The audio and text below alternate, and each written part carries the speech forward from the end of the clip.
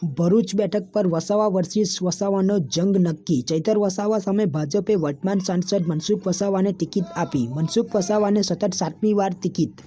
ભરૂચ લોકસભાની બેઠક પર ભારતીય જનતા પાર્ટીના ઉમેદવાર તરીકે સતત 7મી વખતે મનસુખભાઈ વસાવાના નામની જાહેરાત કરવામાં આવતા તેમના સમર્થકોમાં આનંદનો માહોલ છવાઈ ગયો હતો।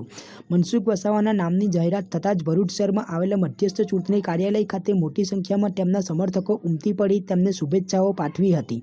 તેમના શુભેચ્છકોએ મીઠાઈ વહેંચી ઢોલ નગારાના તાલે લોકો ઝૂમી ઉઠ્યા હતા। આ પ્રસંગે ભારતીય જનતા પાર્ટીના ઉમેદવાર મનસુખ વસાવાએ મીડિયા સાથે વાતચીત કરતા જણાવ્યું હતું કે પ્રદેશ ભારતીય જનતા પાર્ટી દ્વારા સતત 7મી વખતે તેમના પર જે ભરોસો મૂકવામાં આવ્યો છે તેના માટે વડાપ્રધાન સહિતના પ્રદેશના તમામનો આભાર વ્યક્ત કર્યો હતો અને આ ચૂંટણીમાં ભારે મતોથી વિજય થવાની આશા પણ વ્યક્ત કરી હતી।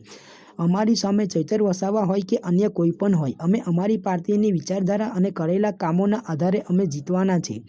ભરૂચ જ્યારે કોંગ્રેસનો ગઢ ગણાતો હતો ત્યારે વર્ષ 1998માં યોજાયેલી પેટા ચૂંટણીમાં શ્રી મનસુખભાઈ વસાવાએ કોંગ્રેસના અધ્યક્ષ અને સોનિયા ગાંધીના સલાહકાર સ્વર્ગસ્થ અહેમદ પટેલને હરાવી પ્રથમ વખત સાંસદ તરીકે ચૂંટાયા હતા। ત્યારથી મનસુખભાઈ વસાવાએ શરૂ કરેલી વિજય ગાથાને આગળ વધારી છે।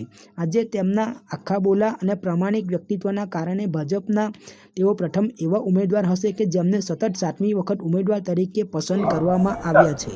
ભારતીય જનતા પાર્ટીએ મને ભરૂચ લોકસભા માટે 7મી વખત ઉમેદવાર તરીકે મૂક્યો છે। હું ભારતીય જનતા પાર્ટીના શીર્ષ નેતૃત્વ આદરણીય નરેન્દ્રભાઈ મોદી સાહેબ, માનનીય અમિત શાહ સાહેબ, રાષ્ટ્રીય અધ્યક્ષ નડ્ડાજી અને પ્રદેશ અધ્યક્ષ સી આર પાટીલ સાહેબ અને સંગઠન મહામંત્રી રત્નાકરજી અને જિલ્લાનું સંગઠન અને અમારા જિલ્લાના ધારાસભ્યોનો હું ખૂબ ખૂબ આભાર માનું છું।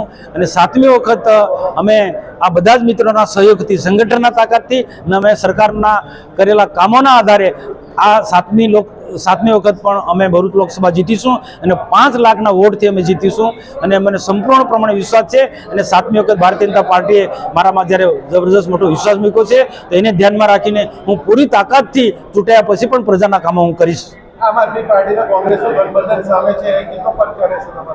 અમારું સંગઠન એટલું બધું તાકાત છે કે પેજ પ્રમુખથી માંડીને તાલુકા અને જિલ્લા લેવલ નગરોમાં ખૂબ મજબૂત સંગઠન છે અને સંગઠનની સાથે સાથે અમે પ્રજાના કામો પણ કરેલા છે।